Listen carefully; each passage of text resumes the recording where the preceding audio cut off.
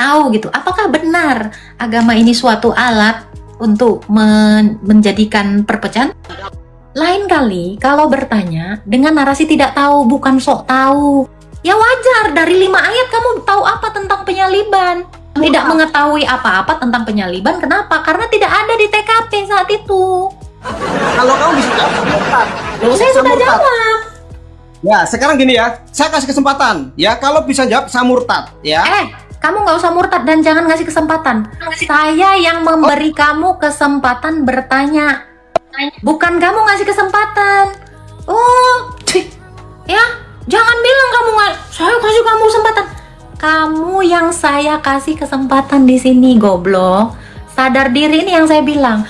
Manusia-manusia jenis-jenis preman. Ngerti nggak? Gimana ceritanya kamu punya narasi? Saya kasih kamu kesempatan.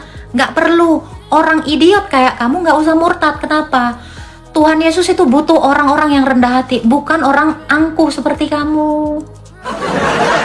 Kamu nggak perlu murtad. Kamu nggak perlu murtad. Ya, kami orang Kristen itu butuhnya manusia yang rendah hati, ya, yang otaknya bersih, bukan otak kotor kayak kamu, Dek.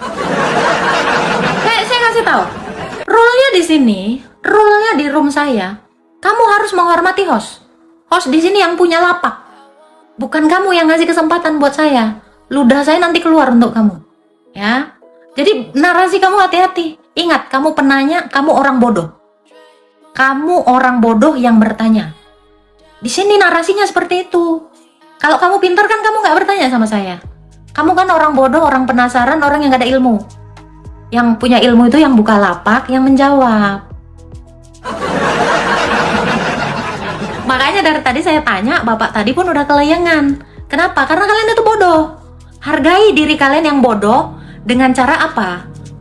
Belajar. Iya, kalian kalau bodoh itu hargai diri kalian. Jangan kalian nggak menghargai diri kalian. Kalau kalian tidak menghargai diri kalian dengan kebodohan kalian, kalian kena ludah saya nanti. Oke? Ya, sopan di sini. Saya kasih kesempatan. Kamu nggak perlu murtad, sayang. Ya, laki-laki congkak, tidak berilmu seperti kamu, tidak dibutuhkan dalam iman saya. Di iman saya ini orang-orang yang baik, rendah hati. Alright? Jangan tunjukkan premanisme kamu. Dari tadi yang naik ke sini preman semua. Apakah agama Islam ini udah jadi agama preman? Oke, halo. Badut. Halo, Assalamualaikum. Ya, Bapak Islam atau Kristen, Pak? Alhamdulillah. Ya, masih silakan. Islam. Pak Badut, ada yang mau ditanyakan? Mau nanya. Boleh. 1 ditambah 1 berapa ya? 2? 2 apa ini kakak? Hah? 2 apa kakak? Jawabannya sih udah tepat, cuman belum tepat gitu loh. 2 jari. 2 apa kak? 2 jari. Ya. 2 jari apa kak? Mana saya tahu jari kamu itu apa? Gelap nggak Ini kelihatan? perhatikan Gelap, Pak. ya, Kak, Agak pakai perhatikan. cahaya, Pak. Jangan kayak badut, Pak. Jangan nunjukkan Anda badut, Pak. Emang saya badut. Ini, gini ya, Emang Pak saya ya. badut. Iya, Anda kan berpura-pura badut. Gini, Pak. Room saya ini, room bicara, kan? Sama Pak, gampang gila ya. Benar kak? Room saya ini, nih, Bapak tuh gelap, Pak. Serius. Nah. Saya badut sih kak. Lihat. Ya, dari badut di bawah aja. Gini ya, kita bicara Tuhan, kita bukan bicara pelajaran anak SD, anak PAUD ya. Anak PAUD juga sekarang udah ngerti kali-kali dan bagi-bagi serta kurang-kurang. Kalau kamu belajar 1 tambah 1, 1 tambah 1, ini bukan bicara Tuhan. Karena 1 tambah 1 bicara matematika. Tuhan itu satu-satunya, bukan bilangan. Ya. Maaf, saya nggak ngobrol sama badut. Ini hari ini saya ngobrolnya ya. Saya hari ini ngobrolnya sama preman, badut, preman. Padahal nggak bisa jawab tentang imannya. Ya ampun. Jangan 1 tambah 1. Nggak usah ngajarin saya, Pak. Itu nostalgia waktu saya PAUD. Ya, waktu PAUD saya bahkan udah bisa kali-kali, Pak. Asli. Jangan kayak ini, kayak orang idiot. Bicara Tuhan itu bukan bicara bilangan. Kalau kalian bicara Tuhan sama seperti kalian bicara bilangan, ya kalian salah alamat. Ya, jangan seperti itu. Malu. Halo. Ya, halo, selamat sore. Ya, selamat sore. Bapak Islam atau Kristen? Saya Kristen. Saya cuma mau bilang satu kalimat aja Kak sama para muslim ini. Boleh? Iya. Tolonglah perbarui, update dulu otak kalian muslim. Biar kalian benar. Masa penyaliban dibilang ini Udah satu berjasa kalimat. utama. Udah lebih dari satu kalimat. Oke tadi. Thank you Bang Alester. Ya, dengerin tuh pernyataan Bang Alester tuh.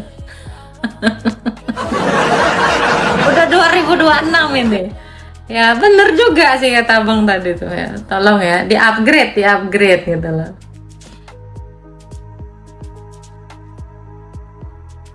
Oke, kita naikkan lagi ya.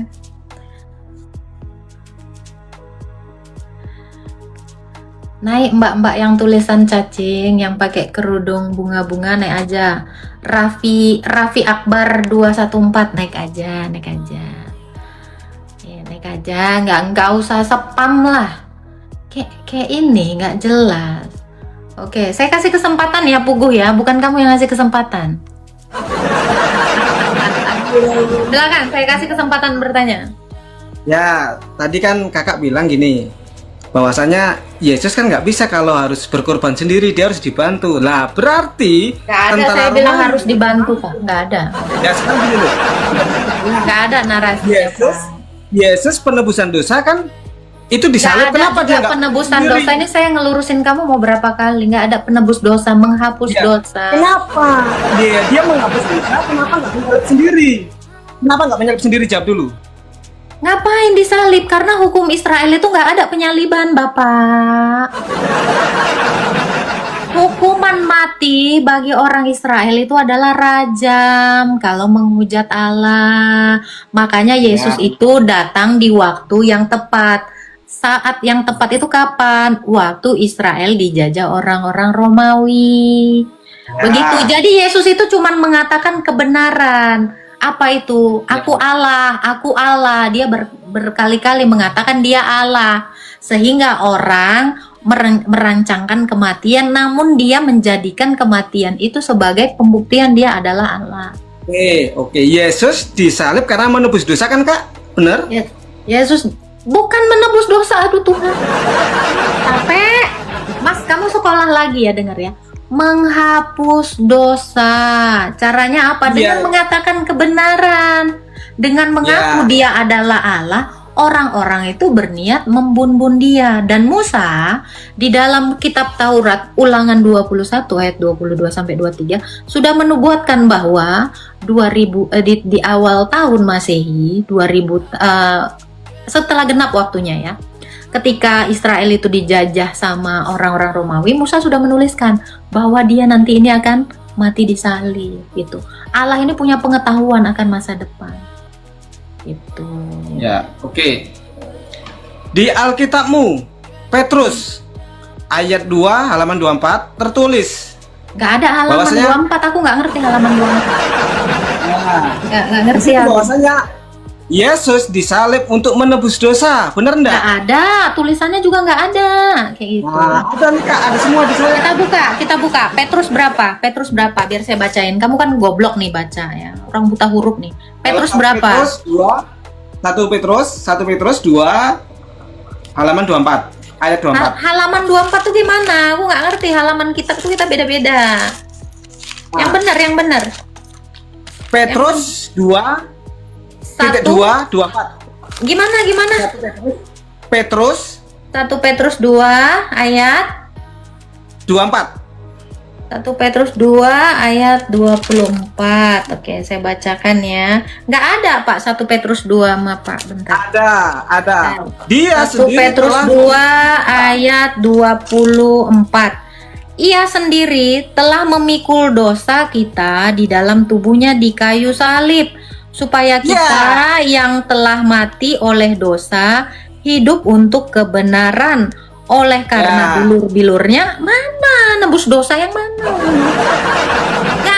tulisannya kayak gitu. Nih, dengerin Dia saya kan lagi. memikul dosa. Dia kan Ia memikul dosa. sendiri telah memikul dosa. Artinya dia menanggung dosa, bukan menebus dengan menebus itu kan pernah ke pegadaian nggak? Ya. Mengambil yang sebelumnya tergadai itu menebus. Pertanyaanmu dia menanggung dosa siapa? Pertanyaanmu. Semua orang, semua manusia yang menerimanya. Nah, menanggung dosa semua orang menerima berarti yang menyalib juga dapat pahala karena membantu kan? Dapat pahala apa? Nggak ada konsep pahala dalam iman Kristen, Pak. Nah, kalau nggak kenapa? Janganlah dulu. Saya ajarin. Diem ya, mulutnya bacot ya. Gini Pak, dalam iman Kristen nggak ada namanya berbuat balik dapat pahala. Berbuat salah itu dosa. Pahala itu apa? Kalau ada manusia membun-bun itu dosa, itu nggak bisa disebut pahala, Papa. Nggak ada konsep pahala. Manusia baik karena memang kodrat dia baik. Jadi kalau ada manusia berbuat baik dapat pahala itu konsep apa? Ya. Oke, Kakak, saya menjawab satu lagi ya. Berarti kenapa Tuhan Yesus bertanya, jangan berarti. Bertanya kok berarti. Biasa Pakai bertanya. bahasa bisa nggak sih yang bagus, Pak? Ya, saya bertanya, kenapa Tuhan Yesus menebus dosa kalian kok harus Nggak menunggalkan menebus tentara dosa, Romawi? Mukidi. Nggak ada cari ayat di dalam Alkitab. Kalau ada tulisan Yesus menebus dosa, yang ada menghapus dosa, menanggung dosa, bukan nebus. Alah, udah goblok kok kenceng. Kamu tolol, makanya saya bilang udah tolol. Dibilang nggak ada nebus dosa. Kamu boleh cari di sini nggak ada. Astaga Allah lagi. Sebagaimana layaknya botol ini begini, nggak rusak, ya ini kodratnya baik. Ini baik nggak?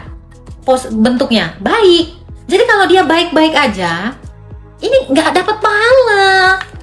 Manusia juga demikian. Kalian ini gimana sih cara pikirnya kok? Konsep iman kamu, aduh. Ini kenapa sih kena peringatan? Teman-teman tolong dibantu ya. Ini 3 kali kena pembatasan. Apa sih? Jangan gila dong. Nggak. Ini tap-tap ya, bantu tap-tap ya teman-teman ya. Ini nggak ada narasi apa-apa kok kena peringatan sih. Kenapa kau dengar kata kebenaran? Kamu ngomong aja salah, Pak. Kebenaran apa?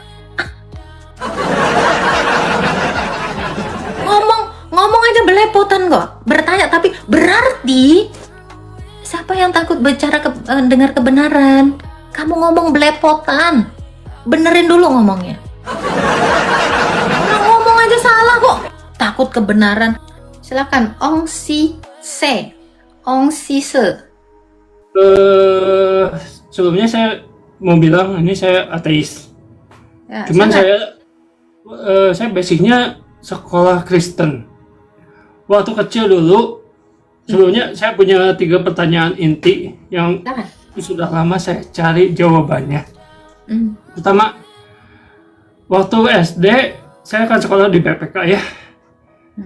Selalu ada pas lagi ulangan, selalu ada pertanyaan. Siapa martir pertama Kristen? Jawabannya itu Stefanus. Nah, Stefanus diapain? Katanya dirajam karena membela nama Yesus. Lalu saya sempat bertanya ke teman yang Muslim. Di saat umroh ada yang namanya lempar jumroh, yang berarti memang melempar kerikil dengan tujuan untuk mengusir iblis. Pertanyaan saya, apakah ini keduanya ada hubungan? Kan lempar jumroh itu melempar kerikil ke tembok katanya untuk pengusiran iblis. Sedangkan martir pertama Stefanus juga dirajam. Itu pertanyaan pertama. Mohon. Iman Islam dengan iman Kristen berbeda, Pak. Nggak ada hubungannya. Lempar jumroh dengan martirnya Stefanus. Itu nggak ada. Ya. Itu, jadi itu tidak ada hubungannya sama sekali. Nggak ada, kan beda Tuhan, beda ajaran, Pak. Yang kedua, mohon maaf ini saya cerita sedikit. Saya berapa kali didatangi oleh seseorang perempuan, dua orang ibu-ibu, mohon maaf, yang mengaku sebagai saksi Yahwa atau Yehova. Dia berulang kali sama saya sudah ditolak, tapi tetap kedua ibu ini selalu datang kepada saya katanya mengabarkan Injil. Yang ingin saya pertanyakan ini, siapa saksi Yehova itu? Saksi Yehova itu ya tentu sudah tidak Kristen, namanya aja udah beda, Pak. Ya. Karena di dalam Alkitab juga ada yang namanya Injil-Injil lain atau Yesus-Yesus yang lain. Nah, mohon maaf saya cut dulu. Saya kebetulan punya sepupu, dia ikut dengan kegiatan saksi Yehova ini. Seorang sepupu saya yang dulunya sangat baik, sangat menghormati ibunya. Dia, mohon maaf, dia yatim, sangat menghormati ibunya. Begitu dia ikut Tunggu Pak, saya kejauhan banget, ini pertanyaannya nggak esensial juga. Anda kan ngakunya ateis, Pak. Ya, Yang membuat Anda ateis itu apa? saya tidak mendapatkan apa yang saya cari. Apa? Kedamaian. Apa yang Anda cari? Kedamaian. Soalnya saya sempat berpikir begini, mohon maaf, motivasi saya masuk ke ateis itu karena saya merasa agama itu seperti sebuah alasan untuk dijadikan untuk Sabar, sebuah jangan perpecahan. nggak ke situ, Pak. Ketika Anda ateis, Anda damai. Saya saat ini damai. Hanya saja pelajaran sebelumnya. Jadi sebenarnya Anda itu damai dari mindset Anda. Kalau nggak melakukan ajaran, Anda damai karena Anda malas, kan itu. Akhirnya kan jadi kebongkar itu kan. Anda damai karena Anda malas mengikuti suatu ajaran, kan gitu. Betul nggak?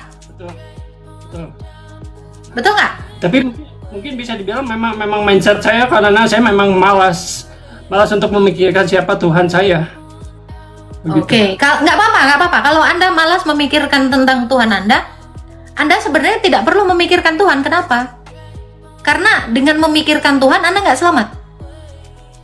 Dengan memikirkan Tuhan Anda nggak damai, kan gitu. Makanya Anda buang pemahaman itu supaya Anda nggak mikirin, gitu. Iya kan? Ya. Sekarang saya tanya Anda tujuan hidupnya apa? Berjalan ke depan. Mau sampai kapan? Limit Anda kan ada kan? Anda hidup itu ada limitnya toh? Ya, sampai akhir hayat saya. Iya. Setelah itu apa? Tidak tahu, saya tidak punya tujuan. Ya udah, berarti Anda memang harus ke neraka. Iyalah. Ya. Bagaimana ada orang hidup tapi tidak punya tujuan hidup gitu? Anda ini kan sama seperti mayat hidup. Berarti Anda memang calon mati, kan gitu? Betul. Iya. Seperti itu saya. Tapi pertanyaan saya, Anda masih makan sampai sekarang? Makan. Kenapa makan? Tujuannya itu. Mau bertahan hidup Tapi, kan? Jadi udah punya tujuan. Oke. Jadi dari sini kan kita udah tahu tujuan Anda untuk bertahan hidup. Jadi kenapa Anda tadi berbohong dengan mengatakan saya nggak punya tujuan hidup?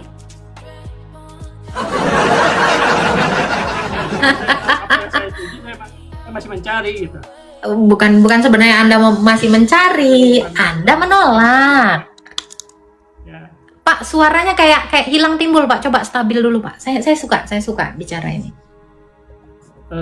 Kebetulan saya ini pakai wifi ya, memang nggak tahu. Ini udah jelas. Yang penting deket aja nih. Sekarang saya tanya Anda takut nggak kalau mengalami kematian? Antara takut dan tidak.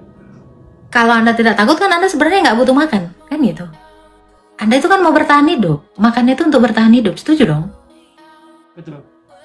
Berarti Anda takut mati.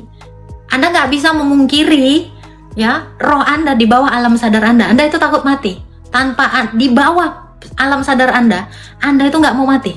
Makanya Anda makan, kan? Betul kan? Iya. Tahu nggak Bapak?